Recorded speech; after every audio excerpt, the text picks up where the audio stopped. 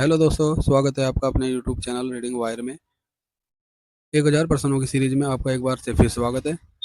दोस्तों, हम लोग 1000 प्रश्न हिंदी टीजीटी पीजीटी के एग्जाम के लिए कर रहे हैं।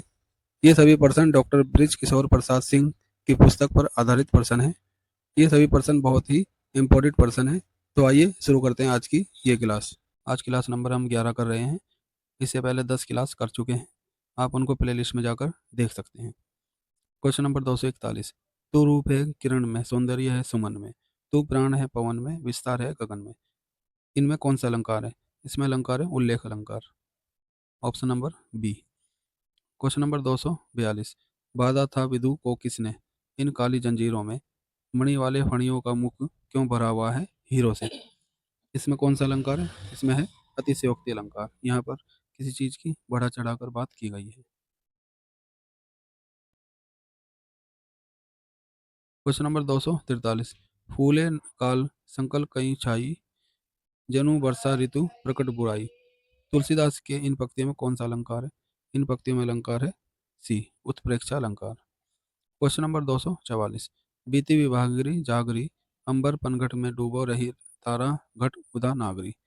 जयशंकर की इस पंक्ति में कौन सा अलंकार है? इसे ये बताइए।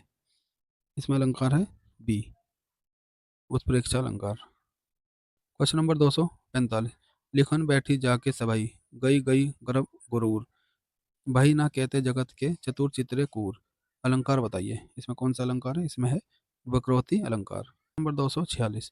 एक कबूतर देख हाथ में, पूछा कहाँ अपर है, उसने कहा अपर कैसा, वह उड़ गया सपर है। गुरु भक्ति सिंह भक्त की इन पंक्तियों में कौन सा अलंकार है? इसमें अलंकार है डी, वक्रोक्ति अलंकार। Question number 247। कनक कनक के सौगुनी, मादकता धिकाए, उही खाए बैरात जग, यही पाए बैराए।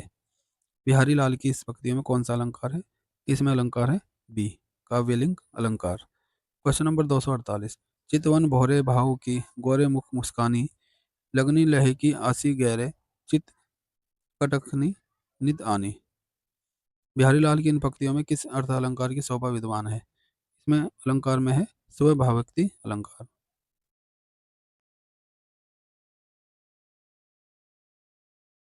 Question number 249। सुख दुख के मधुर मिलन से, ये जीवन है परिपूर्ण, फिर घन से ओझल हो शशि, फिर शशि से ओझल हो घन। यहाँ पर कौन सा अलंकार है? यहाँ पर अलंकार है डी, दृष्टांत अलंकार। Question number 250। कविता की नियामिक इनमें से कौन सा शास्त्र है? कविता का नियामिक इनमें से कौन सा शास्त्र है? यह है सी, छंद शास्त्र। Question number 251। छंद शास्त्र के अनुसार छंद के मुख्य रूप से कितने भेद पाए जाते हैं? छंद के मुख्य भेद पाए जाते हैं दो। Question number 252। बड़े भोर विभूति मानी जागे, जाचक गुनगुन पावन लागे। ये किस छंद का उदाहरण है? इसमें छंद है बी, भैरवे छंद। Question number 253। वाम अंग शिव शोषित भावी उधार, शरद स्वारित में जनु टंडित बिहार। यहाँ पर दिया गया उदाहरण किस छंद में है? यहाँ पर दिया गया उदाहरण है बी, भैरवे छंद में। Question number 254। फूलो डाले सुख सुमई, तिये की दिख आंखें, आ रही मुरलीधरन की मोहिनी मूर्ति आगे। यहाँ पर कौन सी छंद है? यहाँ पर छंद है मंदा क्रांता छंद। Question number 255। मनी में ये महल शिवराज के इति रायगढ़ के राज ही। यहाँ पर किस छंद की छटा है? यहाँ पर छंद है बी, हरि गति का छंद। Question number 256। दौलत पाए ना कीजिए सपने में अभिमान, चंचल जल दिन चारी को, ठाव ना रहत निदान। ठाव ना रहत निदान, जियत जग में जस लीजे, मीठे वचन सुनाए विनय सभी की कीजे। कहे गिरधर कविराज, अरे ये सब पर घर दौलत, पाहुन निशिदन चारी, रहते सभी के दौलत। यहाँ पर है ए, कुंडलिया छंद। Question number 257। इनमें से किसने रस संप्रदाय का विधिवत विवेचन किया है? आचार्य विश्वनाथ। Question number 258।